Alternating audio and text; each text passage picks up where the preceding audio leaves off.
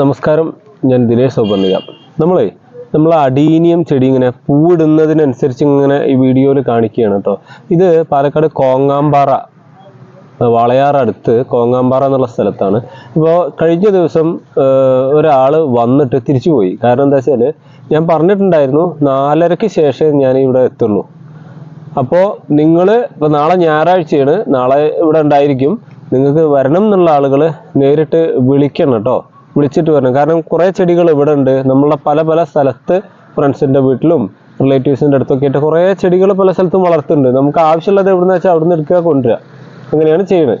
അപ്പോൾ ഇവിടെ ഗ്രാഫ്റ്റിംഗ് സെൻറ്ററിൽ വലിയ ചെടികളും അത്യാവശ്യം ചെറിയ ചെടികളൊക്കെ ഇങ്ങനെ ആയി വരുന്നത്, കൊടുക്കാനുള്ളതും മാത്രം ഇങ്ങനെ വീഡിയോയിൽ ഇങ്ങനെ കാണിക്കുകയാണ്. ഒരു സിംഗിൾ പെറ്റിൽ ഇപ്പോൾ കഴിഞ്ഞ ദിവസം കാണിച്ചാണ്. സിംഗിൾ പെറ്റിൽ നല്ലൊരു ഭംഗിയുള്ള കളറ്, പിന്നെ ഒരു റോസ് പിങ്ക് കളറിലുള്ള മൾട്ടി പെറ്റിൽ, ഇത് ഡാർക്ക് റെഡ് വലിയ പൂവുണ്ട്, ബ്ലാക്ക് ഷെയ്ഡ് വരുന്ന മൾട്ടി പെറ്റിൽ.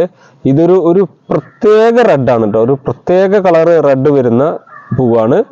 റോസും റെഡും അല്ലാത്തൊരു കളറാണ് കേട്ടോ, അത് നല്ല ഭംഗിയുള്ള കളർ. അത് കഴിഞ്ഞിട്ട് ഇപ്പോൾ വിരിഞ്ഞിട്ടുള്ള മറ്റൊന്നാണ് ഒരു മൾട്ടി പെറ്റിൽ. ഇത് ഞാൻ വീഡിയോയിൽ ഒന്നും കൂടി ക്ലോസ് ആയിട്ട് കാണിച്ചു തരാം. പിന്നെ നമ്മളെ കളർ ചേഞ്ചിങ് വെറൈറ്റി.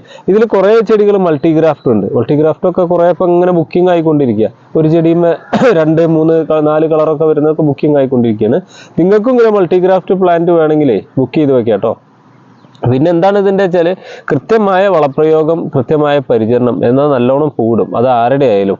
ഞാൻ പലപ്പോഴും ചെയ്യുക, ഒരു ബ്രാഞ്ച് പ്രൂൺ ചെയ്ത സമയത്ത് മറ്റേ ബ്രാഞ്ച് അങ്ങനെ തന്നെ വിടും. കാരണം ഈ ബ്രാഞ്ചിൽ പൂവുണ്ടായി അത് തീരാറാകുമ്പോഴേക്കും അടുത്ത കൊമ്പിൽ ബ്രാഞ്ചിൽ പൂവ് വേണമല്ലോ. അപ്പോൾ ഞാൻ അങ്ങനെ ഡിഫറെൻ്റ് ആക്കിയിട്ട് ബ്രാഞ്ചുകൾ പ്രൂണിങ് ഒരേ സമയത്ത് ചെയ്യാറില്ല. കാരണം നമുക്കിവിടെ എപ്പോഴും പൂവ് കാണണം എന്നുള്ളത് കൊണ്ട് അങ്ങനെയൊക്കെ ചെയ്യാറുണ്ട്.